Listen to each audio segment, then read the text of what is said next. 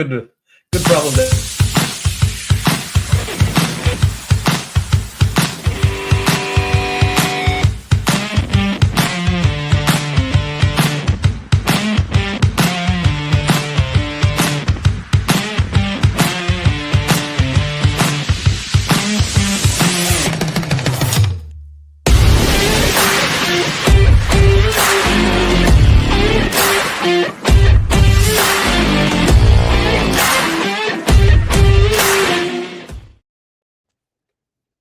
Good afternoon, and welcome to Office Hours number 740. Yeah, Wow. Approximately. Yeah, we lost count a long time ago, so we're just throwing numbers up right now. We're in the ballpark there. Hey, what can I say? There were probably a few that weren't counted, or that's Yeah. Well, I know when David and I started this particular Soul of Business version of Office Hours, we weren't counting. We were just kind of like, let's make it up and see what happens. We'll see where we end up. And 700 plus, here we are. There you go. Yeah. So how you doing today? You're in Scottsdale. You got, if I remember correctly, what I saw, you're co-hosting or you're facilitating something, that is very interesting. No. Today was a hacking HR on AI and competitiveness and how companies can use AI to, particularly on the human side. And it was, one of the takeaways was fascinating about that one of the technologists was talking about how you actually have to onboard HR to onboard AI too. So when you have a new company policy, or if you have that you have to treat AI almost the same as an employee, so that it because of the nature of how it's evolving so quickly. So it was just fascinating. Literally kind of how do you socialize it in the context of the organization? That would make sense. Yeah, it's fascinating. So. Well, we got, I think, an interesting show today. For those of you that are just tuning in right now, you've got Rhett and Blaine. David is filming in our studio in Los Angeles today, so he will not be joining us. But that being said, you get the best of the best. Yeah, Right. He said humbly. We get more questions, Blaine. Yeah, that's true. We get to talk more. Yeah, which actually that's a double-edged sword. Fair enough. So, our first guest today, I was talking with her in the green room before we started, and I'm really fascinated about what she's going to be bringing to the table here. The Lean-Agile Dilemma is the title of her new book. I mean, that's the title, and then the tagline on it is "Product Management Inside a Chunky Corporate." So it kind of speaks to the bumps in the road when you start looking at a roadmap for software rollout, software development, and that sort of stuff. So we're going to bring Katie up, Katie Tamblin. She's coming to us from the UK. Katie, welcome to the show. Thank you so much for having me. Now, we were talking, as I mentioned before the show started here a little bit. You've got your new book that the official launch is July 2nd, but it's already out and people can get it at all the regular places, I'm assuming. But the Lean-Agile Dilemma, you've been in that space for some time, software development, particularly as you navigate, that whole product rollout. Yeah, and you've got corporate politics, you've got artificial timelines, you've got all kinds of stuff that really complicate the process. What, number one, compelled you to write the book, and number two, what is the dilemma that you actually identify here? Because the dilemma kind of points to, I got two choices and that's about it. Indeed. Well, I'll start with your first question. So what compelled me to write the book? I've spent decades in product management, and I think most product managers have read this amazing book called The Lean Startup. Most people have heard of it because coupled with agile software development methodology, you hear these words lean and agile banded around pretty much every business.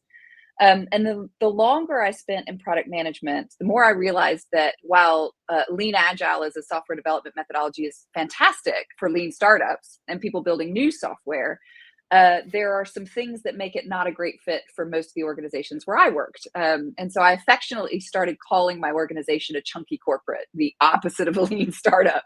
And the reality is, these organizations have a different fabric and different ways of working and different problems.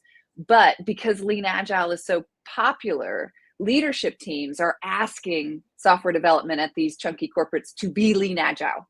And this is creating that dilemma of, I'm being told to be Lean Agile, but it's not working for me. It's not bringing the productivity and the efficiency that it's meant to bring, because my organization is simply in a different part of the maturity curve than these principles were written for. So I started mulling this idea over in retrospect on a break in between jobs. And the more people I talked to, the more it resonated. And I finally decided to turn it into a book when my husband sold his company and went from a lean startup to a chunky corporate overnight. And I realized all of this stuff I'd been mulling over, it just hit him in the face. And all of a sudden it kind of made sense, all these things he had been hearing over the dinner table. So yes, that's really what brought it to the fore. Good. Yeah. That is the best English accent I've ever heard. Hey, it hasn't rubbed off on me. Macon, Georgia. That's what I'm thinking. So, in the Lean Agile Dilemma, you talk about the tension between agile methodologies and corporate realities, right? And what's one myth about agile that causes the most harm in chunky corporations? Well, I think a friend of mine put it best. He was our chief revenue officer in one of my jobs when I was chief product officer. And he said, I'm pretty sure agile is just code for no timeline and no budget. And I think the biggest challenge with agile, especially if you work at an investor-backed business, typically private equity owned or public businesses, they have these onerous regular reporting schedules. And true agile just doesn't really play in that framework. And so what I observed was this disconnect between what investors at these organizations want, which is predictable financial performance, regular reporting, fixed deadlines, fixed budgets, and the software developers on the front lines going, well, that's not agile. How can you ask me to be agile and yet you're giving me a fixed timeline and a fixed budget? So it creates this kind of tension, this us versus them relationship. And what I found a lot of times is that investors and often senior leaders don't really understand all of the connotations that come with agile when they say, hey, software team, we want you to be lean, we want you to be agile. Mm-hmm. Yeah. The idea of, as you're speaking about that, I'm the mental picture I've got here is a square peg in a round hole. Yeah, sort of a deal. Okay. The round hole can, because you're, investor, all of the stuff that you just described, that creates a constraint on how we implement Lean Agile. And I'll use both of them together here. In your experience, that constraint can actually be creative, a creative constraint. It actually forces some innovative ways of approaching this. What are some ways that you've seen this actually work by taking into account the creative constraint that's imposed by an existing structure? Yeah, great question. I think, the key thing and the key approach from my perspective is it's not about throwing Lean Agile out because it's a fantastic framework.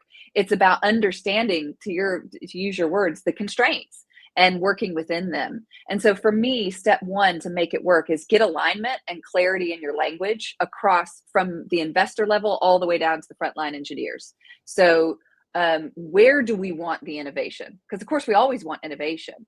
But the challenge when senior leaders say we want you to be Lean Agile, product managers and software developers assume that means you want us to innovate around new products, because that's what the Lean startup was all about, building new products. But large chunky corporates don't typically have the space to focus on new products as much as they need to maintain their existing products. So this is a big difference between a lean startup and a chunky corporate. Is chunky corporate is managing existing product stack, a set of technology, this ecosystem of software applications that are all talking to each other. And the majority of their resource is focused on maintaining what they've got. So you don't want to apply innovation and let people run off in a million different directions saying, we're going to build all these new products, because then they forget to maintain what is their what delivers them that predictable financial performance. And I've seen companies actually go off the rails because they kind of forget what's your bread and butter. If you're a chunky corporate, you're in the farming game, not in the hunting game, primarily. Mm-hmm. And so I think you want to focus your innovation on doing solving the problems you solve for your customers in more innovative and efficient ways, rather than trying to find new products that solve new problems, if that makes sense. And so a lot of those resources are channeled towards re-platforming, and which in the software world just means rebuilding and reinventing existing software, as opposed to building something that nobody's ever done before.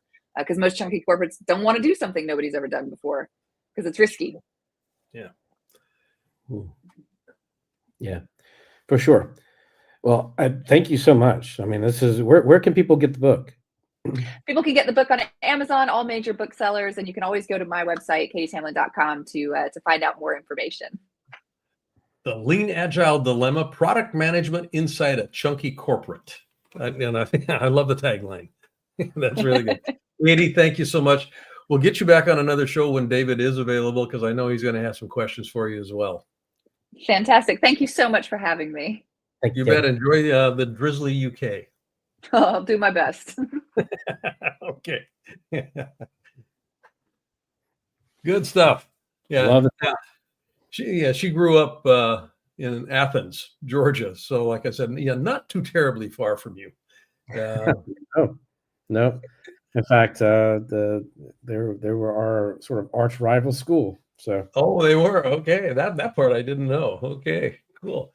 Well, seek and you shall find here. There's an interesting concept around masterminds, and you and I both have done a lot of work with mastermind groups.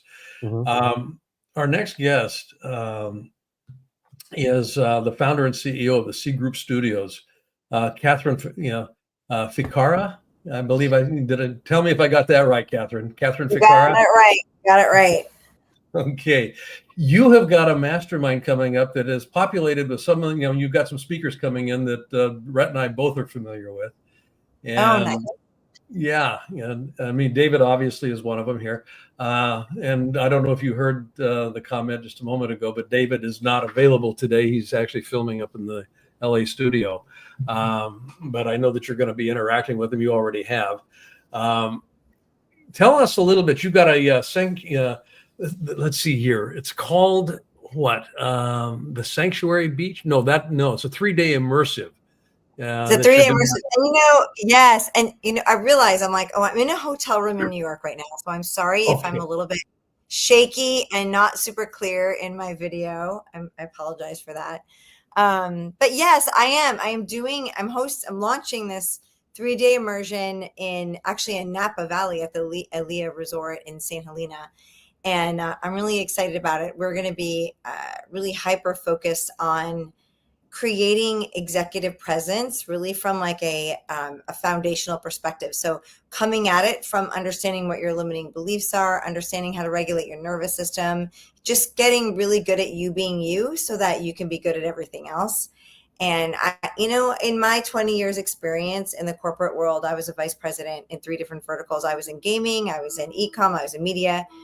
So I've been through 2 different acquisitions. I've sat at lots of different, executive tables and have kind of seen it all. And, the one thing that I realized was the anxiety and the 70-hour work weeks I did. And, the travel, at one point I was running 3 different offices. One was not even in the same country, and I had 2 little kids. I'm on a plane every week. It was, it's a lot. It can be a lot. And so when you don't, when you lose your inner alignment, you actually lose a lot of your power. And so I've really made it my mission to really drill down and let people know, like, you can have that life, but you can do it in balance, and you can do it from an internal alignment perspective. And it all starts with how you get good at you and how you regulate that nervous system and the thoughts that you think, and everything that happens inside of you that eventually materializes outside of you. So yeah, so that's kind of that's been my mission, and I'm excited about this because we're going to do a deep dive for 3 days. I've got a couple people coming in. We're going to talk about a big session on limited beliefs. We're going to talk about the science behind your nervous system, the energy behind wealth management, how you think about money. There's just going to be a lot of really interesting concepts around, the life that you live when you're an executive running around and maybe not totally thinking about the things you think about, right? You're kind of in the passenger seat of your life and you're just kind of going for it, but you create so much of that. And so I really want people to understand like where it is you're creating, what you're creating, and how, that external validation that so many of us seek and so many people are looking for, it's just all inside of you. So I'm just trying to flip that narrative a little bit and trying to create a different conversation around, true leadership. So yeah, that's what I'm doing. Well, you got an all-star lineup coming, Sarah Brosnan and Greg Goldberg and that whole crowd. I've great people. Portland Warren. Oh my gosh, I know. I'm excited. Yeah. One of the things that caught my attention as I was reading the notes for this conversation is, and I wanted to learn more about, what is your impact framework? Yeah. I know, right? So I discovered this. Well, I created this, I should say. So when I left corporate a couple of years ago, I was burnt out. I was exhausted. I had spent 20 years having a very big career trajectory. And, but I got to the point where I was, I had a beautiful home. I had these amazing kids. Everything looked so good on paper. And, but really I just felt very unfulfilled, right? Because I was consistently looking outside of myself to fulfill those things. I had a new car every 2 years. I was, like my closet looked like a designer showcase. It was just, that was the life that I led. And when I kind of just had this little bit of a breakdown because I just was like, it wasn't resonating with who I truly was, right? My life wasn't congruent to what my soul's path was. And the last couple of years I have gone to, I can't even tell you how many retreats, I've done research, I've done classes, I've hired coaches, I've done all the things and spent a lot of money kind of getting myself to a place where I'm like, I get it. I get now what this is all about. And so the impact framework is really a process so that you don't have to take 5 years and $200,000. You can do it in a lot shorter timeline. And so, so really what it is, it's identity alignment, mindset mastery, persona identification, authority and confidence, communication excellence, and transformative growth. And it is the 6-pillar approach that I teach people to get them from a place where they're like, okay, I think that I'm peaking a little bit. I'm on this like trajectory. I'm not feeling totally fulfilled. I'm not sure why I'm not showing up the way I want to show up. I don't feel like my presence is really truly who I am. And it's really a framework to take them from A to Z in a much shorter time so that they have a really comprehensive understanding of what it means to look at the intangible aspects of our human experience. And, these are the things that you're not taught in school. And unfortunately, a lot of times you have a catalyst that happens in your life to get you to a place where you're like, okay, there's something greater at play here. And, my whole thing is like, you don't need to have a breakdown to have a breakthrough.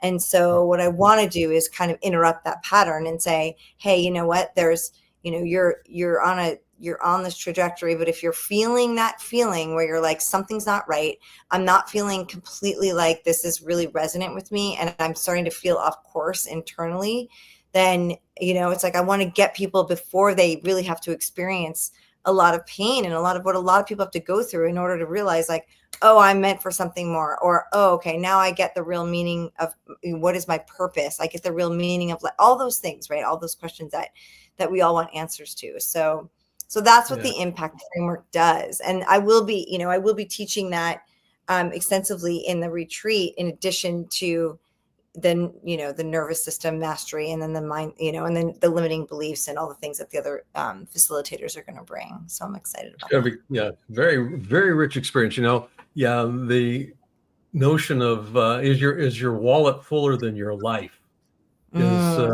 kind of what you've been addressing there. And Yeah.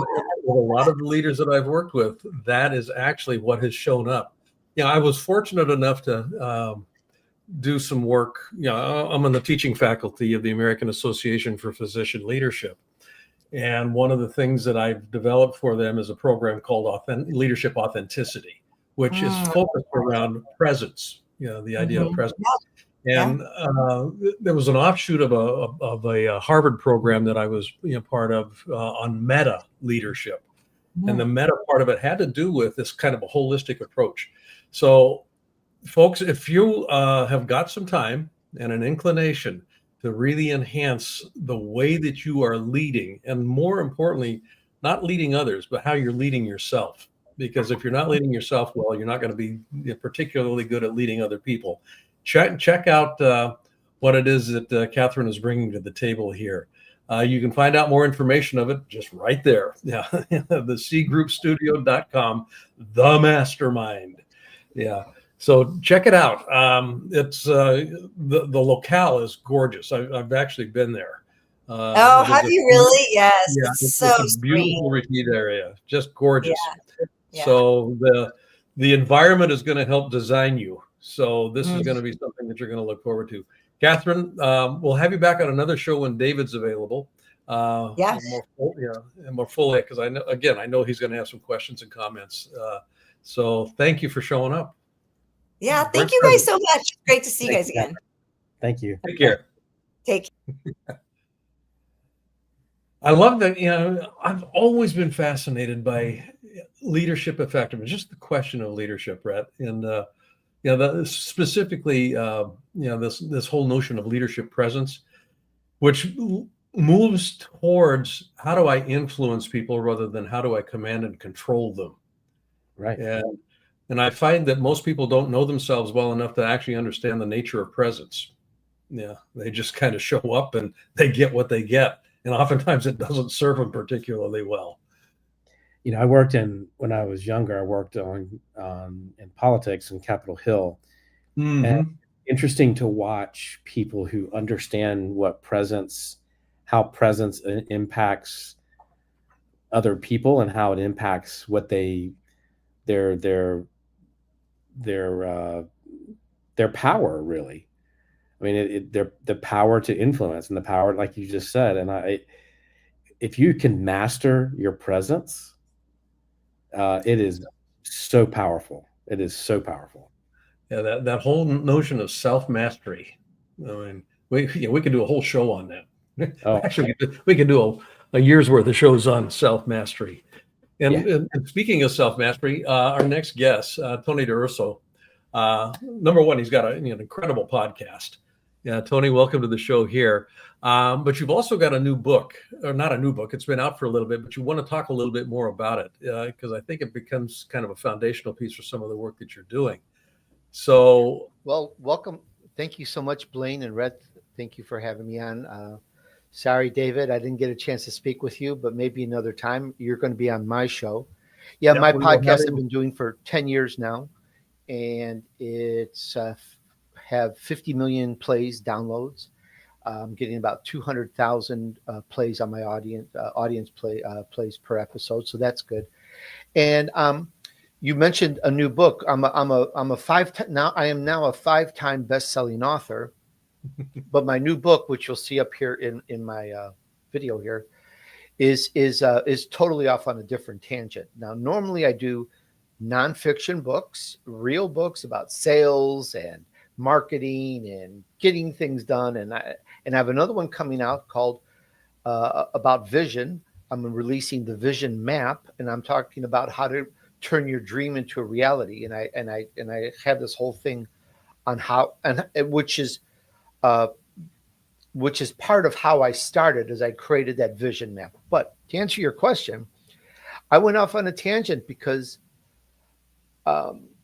this book is fiction.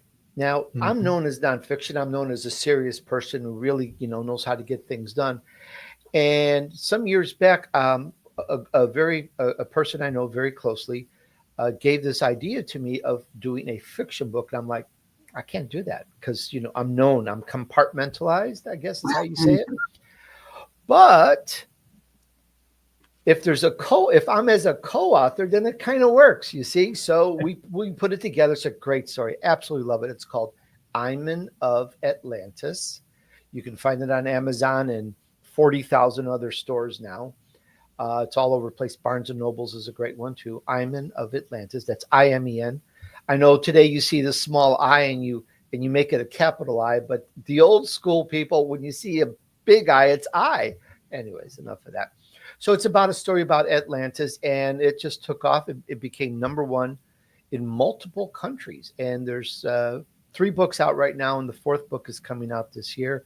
There's just a little intro on it. We're happy to talk about that, podcasting, or anything you would like. Rhett? You sure? Okay. Well, look, Tony, you've interviewed hundreds, probably thousands of high achievers at this point. What's one trait that consistently for you shows up across elite entrepreneurs? My podcast is focuses on what I've at the time termed was new term. Maybe others have used it. I don't know. This is 10 years ago. Elite entrepreneur, people at the top of their category, and I just kept going for people well known at the top of their category. And I will answer that question, but just to give the little background, and I've wound up ascending to what I guess we call A-list people, like Wesley Snipes and Jack Canfield and Kevin Harrington, and I've got Mr. Starbucks coming on my show. And the one thing I have seen with hundreds and hundreds of millionaires and billionaires, with all sharing their story, is it's such a simplicity. And I say this as I'm looking over 10 years of everybody's life, is you only fail when you stop. I have failed many, many times. I've failed too many times. I'm embarrassed to tell you how many times I've failed, Rhett and Blaine, but you don't fail until you stop. When you stop, then you failed. People may call it being a quitter, but it's the pure and simplicity. And let me tell you, I've had bad things happen. People have taken my website away and done all sorts of things in the technological world, but instead of quitting, and I've rebuilt and rebuilt and rebuilt and rebuilt, and and even today I'm getting attacks, but I just keep rebuilding and keep regrowing, and it just doesn't matter because I have God with me, and I just deal with it all. Yeah. But it's when you stop. I know it's a couple of simple words, Rhett, but you have to have this in your core. If I may, it's like when you're creating your vision, when you're creating your reality. If I said to you, little example, cream, sugar, salt, vanilla, chocolate. If I said these things, you go, I know those words. I know those words, Tony. Oh, great. Okay, then I challenge you right now, Rhett, go, Blaine, go into your kitchen and bake me the best chocolate souffle in the world. You're like, what? So knowing the words is one thing, but then getting up and using them. And even if something comes across and like a failure or something really bad, and they've happened to every single person, I only met one person who had their life handed to them from the beginning. Only one person who isn't very successful today. But I'm not going to go anywhere. And I've seen people bankrupt, out on the streets, living on the streets. Today they're a millionaire. What's the difference? They didn't quit. They didn't give up. And it's a simple answer, but you really got to get this in your core and look for another way around it. How are you going to, if you know your vision, right? You know what you want to accomplish. How are you going to accomplish that?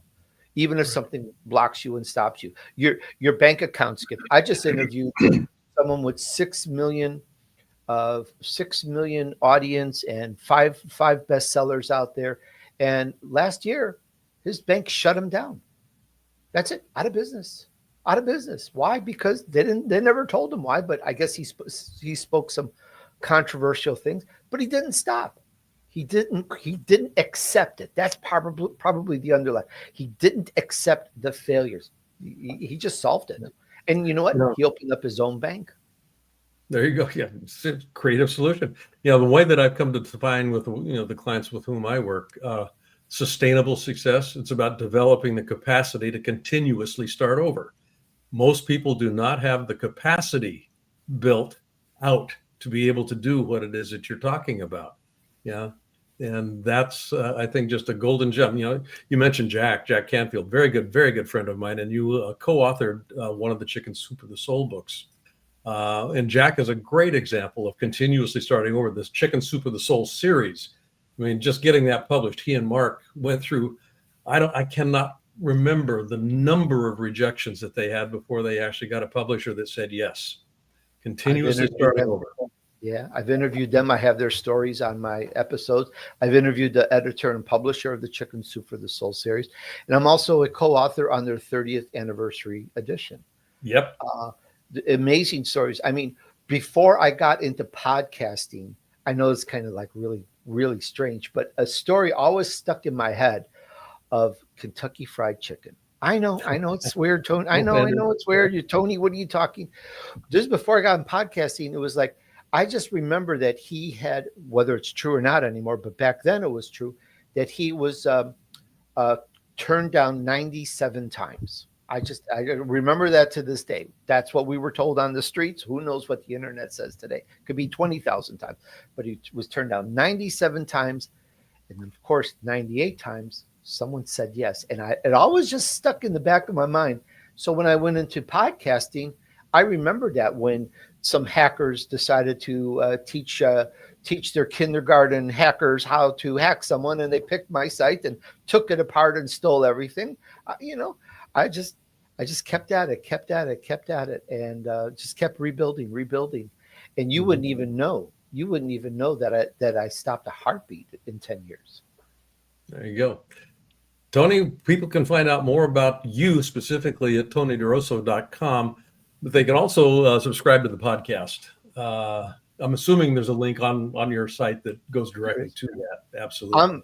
I'm everywhere podcasts are played, I'm everywhere. Spotify, YouTube, wherever you listen, I'm there, and I appreciate if you check out a show. If you like it, follow, I'm here to help solopreneurs, entrepreneurs, business owners, let me explain one of the premises really fast is everybody here and everybody listening, you cannot read everybody's book, listen to everybody's podcast, take everybody's webinar, take everybody's classes, and go to everybody's lectures in one lifetime. You just can't. So what I try to do is curate people who really want to share, who have a great story to share, and put that out. So my podcasts are there to help entrepreneurs and solopreneurs. You may be working a job, but you may have this idea of what you can do on nights and weekends, and you may find something, because those episodes, those 10 years of shows have helped me grow my podcast. Perfect. Folks, check it out, tonyderosso.com. Tony, we'll have you on another show when David is available. I know he's going to want to have a conversation with you as well. So thank you for being such a gracious guest. My pleasure. Thank you, guys. Thank you all. You bet. Take care. Well, that's another one in the can. Oh. I know. Done. All right. Good guess. What's your takeaways? I mean, just kind of honoring the tradition here. I was just thinking about that, and I think for me today, it not just one takeaway. I think overall, I love the quality of guests that we have on. I love the conversations. I love that people are out there trying to help others. And I guess that's the takeaway, is that every single one of these guests today is taking the risk to put out content and put out information that will help others. And that is just so uplifting and encouraging to me, that so many people are trying to help, and trying to do good. I love that. Actually, I'll just kind of piggyback on that a little bit. On my podcast, The Soul of Business, with Blaine Bartlett, I close every show with, kind of an admonition, go out into your life and be a center of distribution, not a center of accumulation. And I think as we look at our guests today and listen to our guests today, all three of them in some way, shape, or form are centers of distribution, whether it's knowledge around Lean Agile, whether it's a mastermind that's focusing on presence, or whether it's a curation of all kinds of knowledge and wisdom, just to kind of put it out there. So, and I also just want to, I think a takeaway here is the quality of the staff that David has curated here, to put these shows together. So, with Mike and Gigi and Nick and everybody that, on a daily basis actually works to make this stuff happen. So I just want to acknowledge them as well. And Absolutely. Last but not least, you. I'm truly, I'm honored to be able to be in harness with you. Yeah, grateful for you always. And it's amazing to learn from you. I learn from you every week. So thank you. Same. Yeah, you take care, my friend. We'll see you next week. Folks, we're out of here.